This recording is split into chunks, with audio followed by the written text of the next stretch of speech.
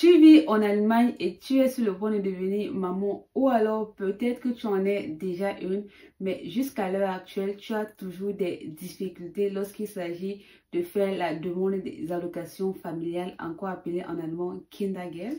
Alors ne rate du tout cette vidéo parce qu'ici je vais te montrer étape par étape comment est-ce que la demande du Kindergeld se fait et également tous les documents dont tu auras besoin de rassembler pour pouvoir faire ta demande. Si tu souhaites m'encourager, alors laisse-moi un like en dessous de la vidéo et abonne-toi à ma chaîne pour ne rien rater de mes prochaines vidéos.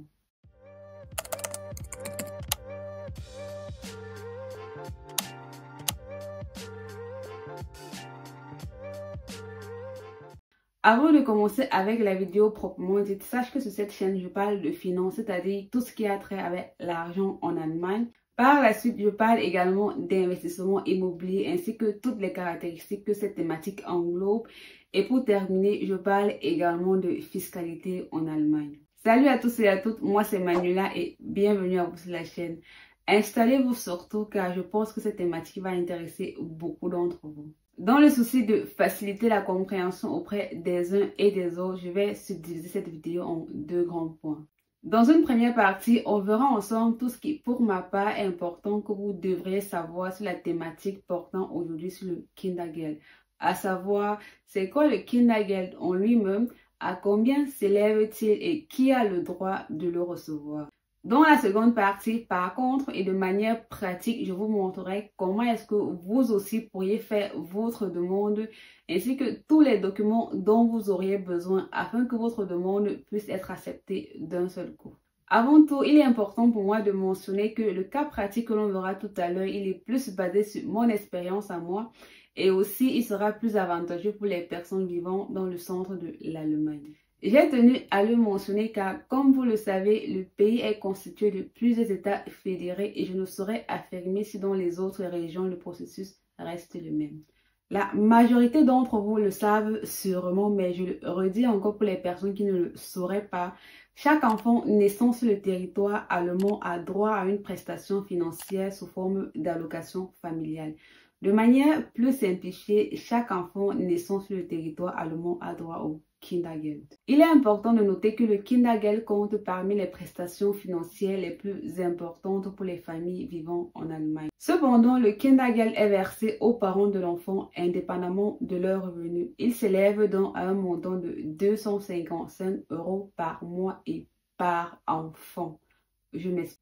Prenons deux exemples, un couple de parents séparés et un autre couple vivant avec leur enfant sous le même toit. Dans le premier cas, s'il s'avère que l'enfant vit entièrement chez le papa et que la maman de celui-ci le visite seulement de temps à autre, alors c'est chez le papa que le Kindergeld sera versé. Pareil si l'inverse se produisait. Dans le second cas, par contre, bien que l'enfant vit à la charge des deux parents, ce ne sont malheureusement pas les deux parents qui recevront cet argent, mais plutôt l'un des deux parents. Il revient donc aux deux parents de s'accorder afin de tomber d'accord sur qui donc percevra cet argent. Revenons maintenant à comment établir une demande de Kindergeld. Allez sur Google, tapez dans la barre de recherche BMFS. Ça va vous présenter cette page-ci, du moins ces informations-ci. Vous cliquez sur celui-ci, vu que c'est la page originale. Étant donné que le Kindergeld est une allocation familiale, ça se trouve normalement dans tout ce qui a trait avec la famille. Donc, je vais cliquer ici, Familienleistung. Et puis ici, vous avez différents thèmes. Vous avez le thème über Elterngeld, Elternzeit, Kindergeld, c'est ce qui nous intéresse le plus, Kindergeld. Comme je l'ai dit tout à l'heure, les demandes se font différemment d'état en état. Ce que moi je trouve bien sur la page de Familienportal, c'est que vous avez cette petite espace-là où vous pourriez, si vous ne savez pas quel est le Familienkasse qui est zuständig pour vous, il vous suffit juste d'entrer dans cette carte, c'est votre Postleitzahl. Je vais écrire un Postleitzahl au hasard. 90. Bon, prenons Nürnberg, non? Nürnberg, Gleiswil.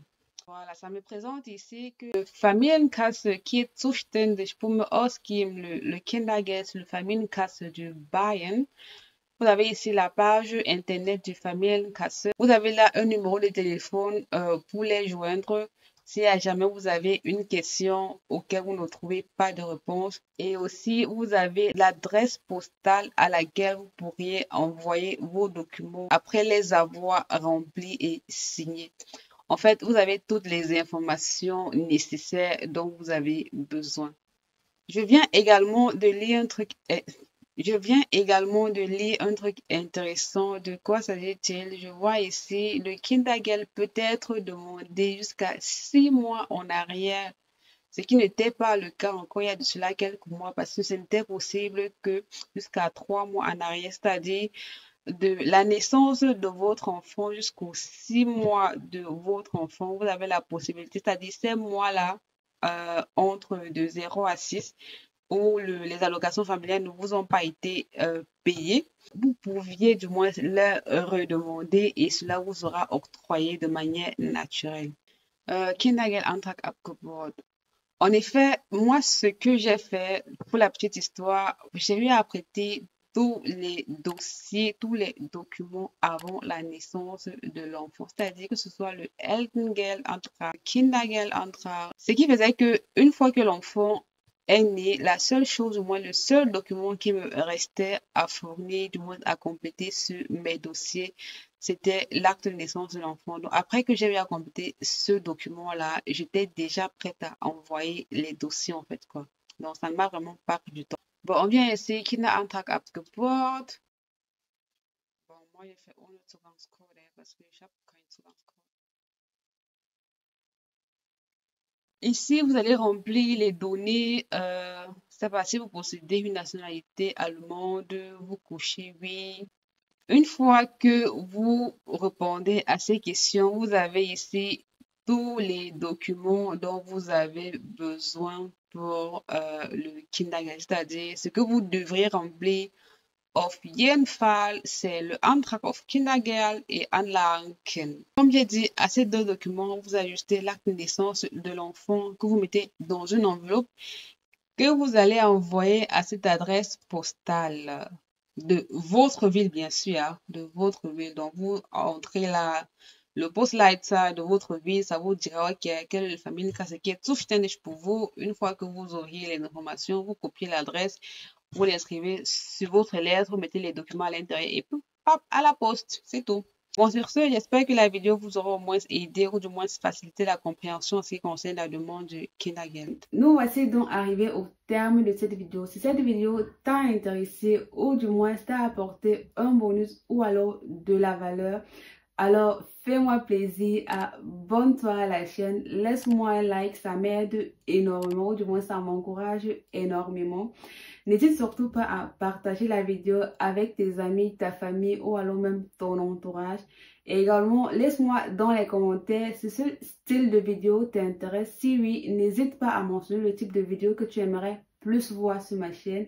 Et aussi, j'ai oublié d'activer la cloche de notification afin de ne rien rater de mes prochaines vidéos à venir. Sur ce, bye bye.